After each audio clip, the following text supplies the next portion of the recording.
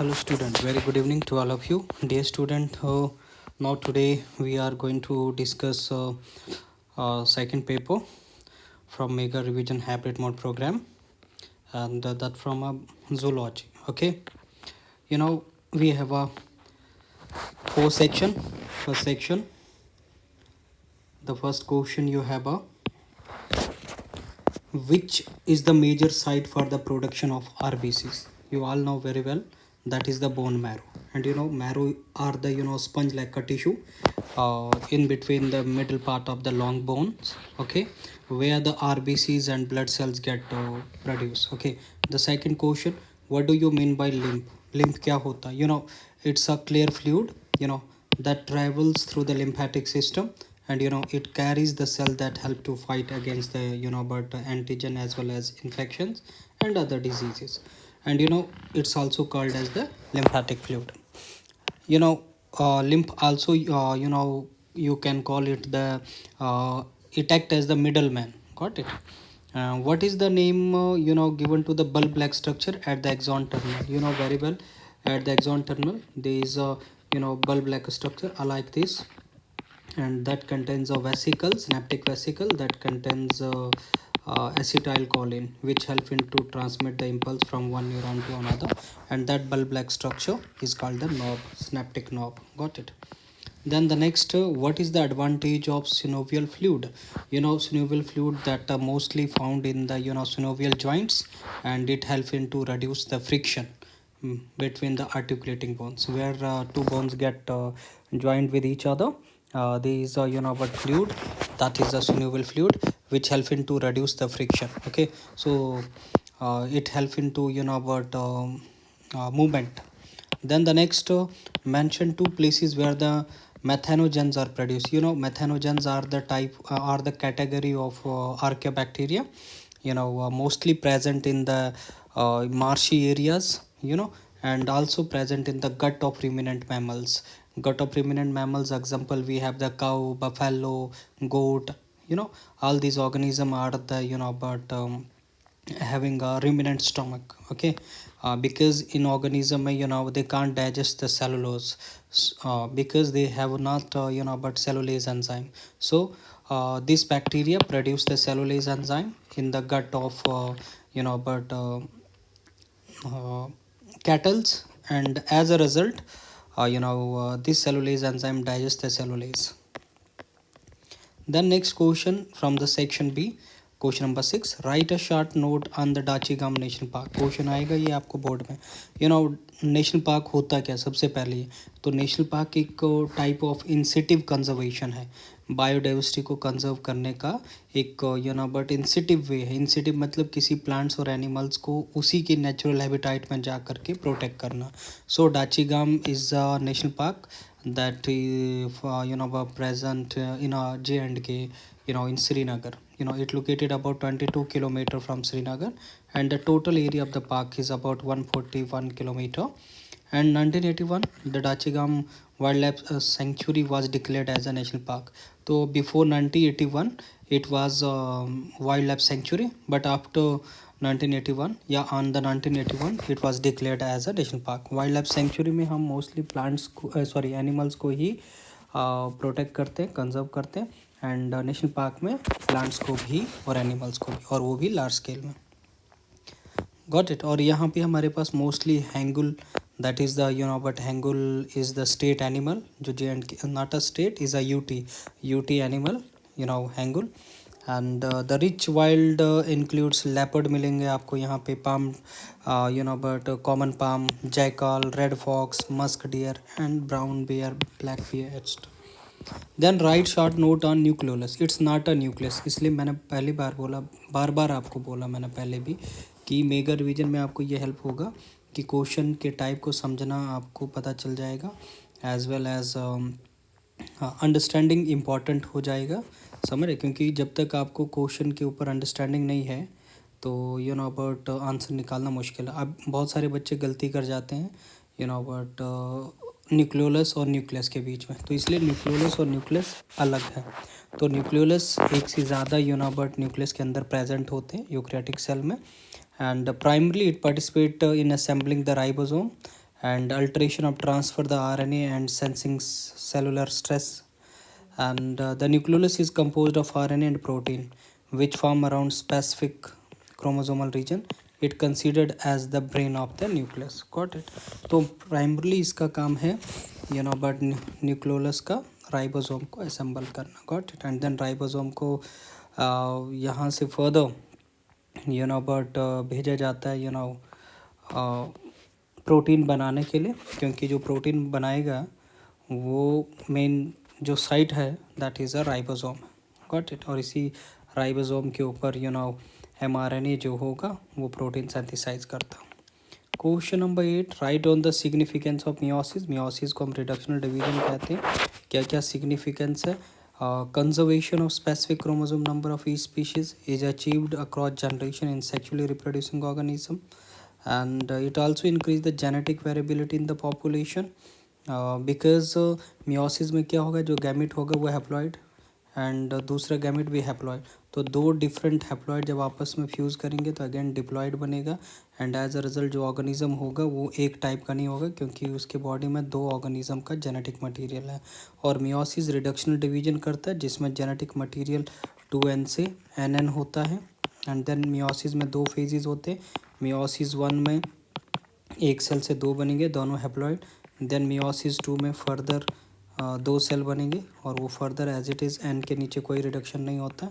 As a result 4 cell बनेंगे.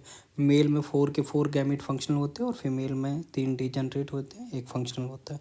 तो इसलिए मियोसिस से ही बट वेरिएशन आता है ऑर्गेनिज्म के बीच में, बिकॉज दो डिफरेंट गैमेट जब आपस में फ्यूज़ होंगे तो वेरिएशन आएगा. What is the difference between cilia and flagella? Very important. Cilia और फ्लैजिला में क्या डिफरेंस है? सीलिया शॉर्ट होते हैं, फ्लैजिला लॉन्ग होते हैं. सीलिया जस्ट लाइक ऐसे होते हैं, हेयर लाइक, और फ्लैजिला ऐसे होते हैं लॉन्ग, इस प्रकार के. ठीक है. एंड हेयर लाइक ऑर्गेनल्स हैं on 2 to 20 micron in length and these are whip like just like जो मैंने ड्रॉ किया, and may be 10 to 200 micron long. They occur relatively in large number, क्योंकि कम बट साइज़ होता है तो इसलिए ये लार्ज नंबर में प्रेजेंट होते हैं.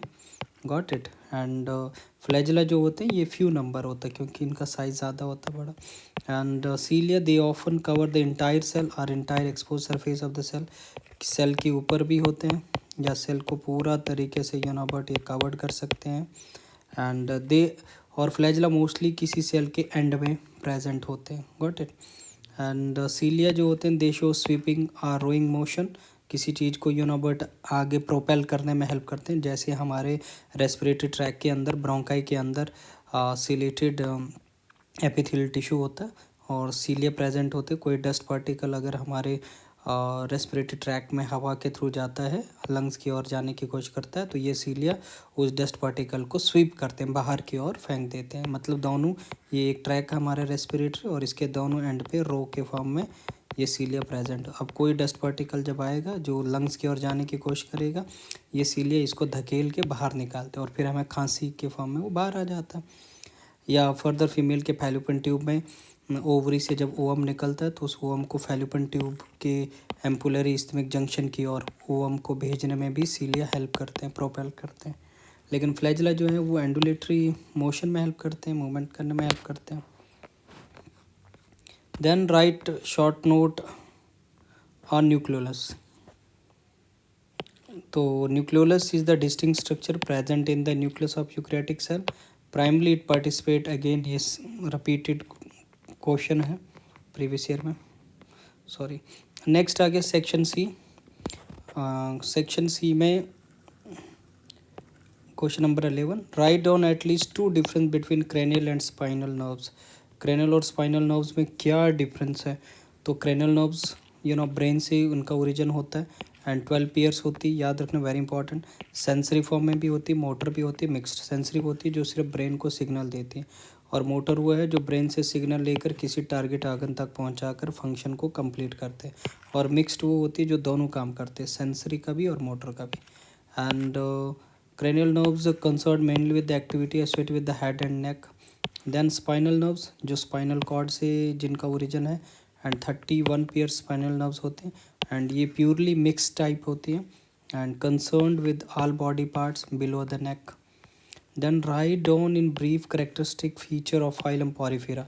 तो पॉरीफेरा आप सभी को पता होना चाहिए, जो सबसे पहला यूनोबर्ट एक फाइलम है, ट्रू फाइलम है, एनिमेलियम है, एंड लूजली ऑर्गेनाइज्ड होता है, सेलुलर लेवल ऑफ ही ऑर्गेनाइजेशन होती है, ठीक है। Different type cell, multicellular ज़रूर होता है, लेकिन सेल लूजली पैक्ड होने के कारण टिश्यू नहीं बनता है, और मोस्टली मैरीन वाटर में होते हैं। Only a few are found in fresh water, and इनमें सिमेट्री जो है वो हमें रेडियल मिलती है, समझ आई। और यू कैन से एसिमेट्रिकल भी होते हैं मोस्टली, वेरियस सिमेट्री आप बोल सकते हैं, रेडियल भी नहीं बोल सकते। सबसे बेस्ट टर्म जो यूज़ होगा वो ये सिमेट्रिकल बोलना, got it, asymmetrical the best है, गॉट इट। कुछ हमारे पास मोस्टली जो होते हैं ये एसिमेट्रिकल होते हैं, कोई प्रॉपर इनमें सिमेट्री नहीं मिलती, और इनकी बॉडी सिलेंड्रिकल होते हैं।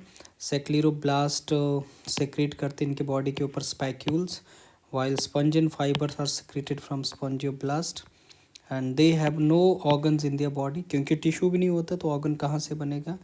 And cellular mode of organization होता है, बॉडी में बहुत सारे पोर्स होते हैं, इसलिए नाम पॉरीफेरा दिया है।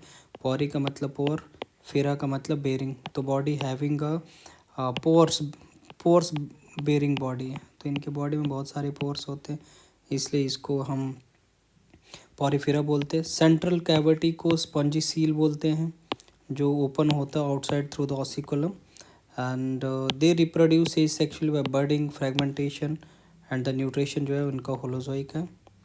Then write on main characteristic feature of living organism.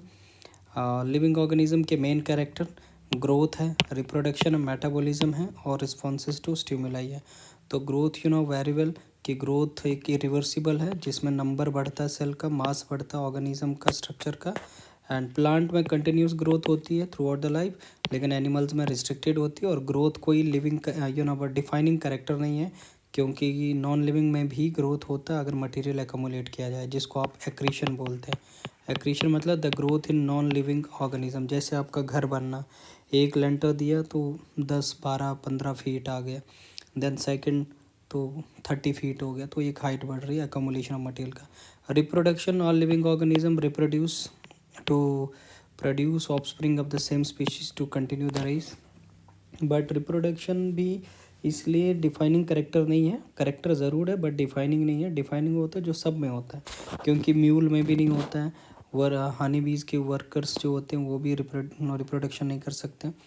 Metabolism जो है ये सभी ऑर्गेनिज्म में होता है, बिकॉज मेटाबॉलिज्म के बिना कोई भी ऑर्गेनिज्म, चाहे वो बैक्टीरिया, प्लांट, एनिमल है, सब में ये प्रेजेंट होता है, जिसमें व्हाट केमिकल रिएक्शन के थ्रू ही बॉडी को मेंटेन किया जाता है। तो इसलिए मेटाबॉलिज्म, जिसमें एनाबॉलिज्म, कैटाबॉलिज्म, ये सब आता है। तो मेटाबॉलिज्म एक डिफाइनिंग कैरेक्टर है। रिस्पॉन्स टू स्टिमुलाई भी डिफाइनिंग कैरेक्टर है, ये भी हर ऑर्गेनिज्म में पाया जाता है कि स्टिमुलाई के अकॉर्डिंग ही रिस्पॉन्ड करना, मतलब जैसे सिग्नल आएगा वैसा रिस्पॉन्ड करना। Then next write a short note on cutaneous respiration in frog. तो क्यूटनेस का मतलब जो स्किन के थ्रू, तो cutaneous respiration is the type of the respiration, or you can say the gas is exchanged through the skin. Frogs में cuteness respiration take place all the time, whether frog in or out of water. Frog is underwater or hibernating, मतलब जब ये hibernate हो जाता है, winter में गायब हो जाता है, it is the only mode of respiration. There is rich supply of blood in the skin and it is permeable to gases. तो इनके स्किन से ही बट गैसेज का भी एक्सचेंज होता है, एंड बिकॉज ये हाईली परमिएबल है, and oxygen must first dissolve in a moist surface before it diffuses into blood, got it. And this is also one of the reason for frog to stay near water and keep their skin moist. तो इसलिए ये moisture वाली जगह रहते हैं, क्योंकि oxygen सबसे पहले मॉइस्चर के माध्यम से ही डिजॉल्व होना चाहिए, देन जा करके ब्लड में एंटर करेगा। एंड म्यूकस ग्लैंड इनमें प्रेजेंट होता है, जो म्यूकस सेक्रेट करता रहता है, जिससे इनकी स्किन ड्राई ना हो। And movement is not required in cutaneous respiration. Then next आ गया हमारे पास point out difference between aerobic और एनारोबिक रेस्पिरेशन। एरोबिक और एनारोबिक रेस्पिरेशन जो है, एरोबिक आप सभी जानते हैं जिसमें ऑक्सीजन रिक्वायर्ड होती है, एनारोबिक में ऑक्सीजन रिक्वायर्ड नहीं होती है। एनारोबिक को फर्मेंटेशन भी बोलते हैं। एरोबिक में in this glucose completely break down होता है and by oxygen into carbon dioxide and hydrogen, और एनएरोबिक में इनकम्प्लीट ब्रेकडाउन होता है ग्लूकोज मॉलिक्यूल का दो प्रोडक्ट के फॉर्म में, या तो लैक्टिक एनएरोबिक फर्मेंटेशन होगा या लैक्टिक फर्मेंटेशन भी बोल सकते हैं एनएरोबिक को। तो दो टाइप का होता है, या तो अल्कोहलिक फर्मेंटेशन या तो लैक्टिक। तो इसलिए एनएरोबिक में दो ही प्रोडक्ट बनते हैं, या तो अल्कोहल या तो लैक्टिक एसिड। एरोबिक रेस्पिरेशन वाले ऑर्गेनिज्म को एरोब्स बोलते हैं और इनको एनएरोब्स बोलते हैं। एरोबिक रेस्पिरेशन में ज़्यादा एनर्जी बनती, एक मॉलिक्यूल ऑफ ग्लूकोज से 38 एटीपी बन जाते हैं, गॉट इट। और यहाँ पे लेस एनर्जी बनती, इसमें सिर्फ टोटल 2 एटीपी ही ओवरऑल बनते हैं। देन सेक्शन डी आ गया, justify the statement that mitochondria are the powerhouse of cell. तो यू नो वेरी वेल कि माइटोकॉन्ड्रिया एक small capsule like cell organelle होते हैं।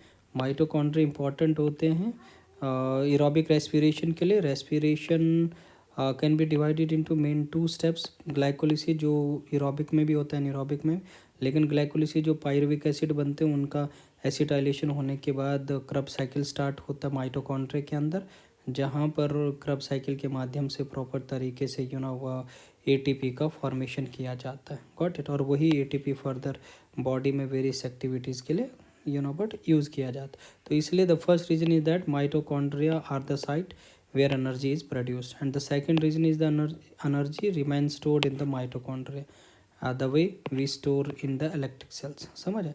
तो इसलिए माइटोकॉन्ड्रिया में एक तो एनर्जी बनती भी है और दूसरा स्टोर भी होता है। और ये डायग्राम आपने बनाना तब जाकर 5 नंबर मिलेंगे, गॉट इट। देन इसी का और मैं क्वेश्चन आप कर सकते हैं, explain the mechanism of breathing and level diagram with level diagram. Movement of mechanism, breathing का मतलब ये होता है inhalation and exhalation, and that is inspiration as well as the expiration। Inspiration जिसमें डायफ्राम कॉन्ट्रैक्ट होगा, आप सभी बच्चों को पता है। जब डायफ्राम कॉन्ट्रैक्ट होगा तो डायफ्राम डिसेंड होता है और रिब्स कॉन्ट्रैक्ट होके असेंड होते हैं, और बीच में जो पल्नरी जो थोरेसिक कैविटी है वो इंक्रीज़ होती है, और जिसके कारण पल्नरी जो वॉल्यूम होता है वो बढ़ जाता है और प्रेशर घट जाता है। और डेल्टन ने कहा है जो गैसेस की मूवमेंट होती है वो higher partial pressure to lower partial pressure. तो जब हमारा डायफ्राम डिसेंड होता है और रिब्स असेंड होते हैं, उसके कारण थोरेसिक कैविटी बढ़ने के कारण प्रेशर घट जाता है, और फिर वही गैसेस अंदर आती है जिसका प्रेशर बाहर ज़्यादा अंदर कम है। तो ऑक्सीजन ही अंदर आता है, क्योंकि ऑक्सीजन का पार्शियल प्रेशर बाहर 159 mm ऑफ मरकरी है और लंग्स के अंदर 103 mm ऑफ मरकरी। तो as a result 104 mm of mercury या 103 दिया है। तो as a result further but जो ऑक्सीजन है वो बाहर से अंदर की ओर आता है, गॉट इट। और एक्सपायरेशन में क्या होता है कि जो सिग्नल आता है डायफ्राम और रिब्स को कांटेक्ट करने के लिए वो बंद हो जाता है, तो जिसके कारण वॉल्यूम कम हो जाता है, प्रेशर बढ़ जाता है, वही गैसेस बाहर जाती है जिसका अंदर पार्शियल प्रेशर बढ़ा। तो वो है बट हमारे पास CO2, जिसका पार्शियल प्रेशर लंग्स में 40 है एल्विलाई में, और बाहर 0.3 mm ऑफ मरकरी, इसलिए CO2 बाहर जाता है और O2 अंदर आता है। तो ये डायग्राम आपने बनाने, गॉट इट। तो that all about it, thank you.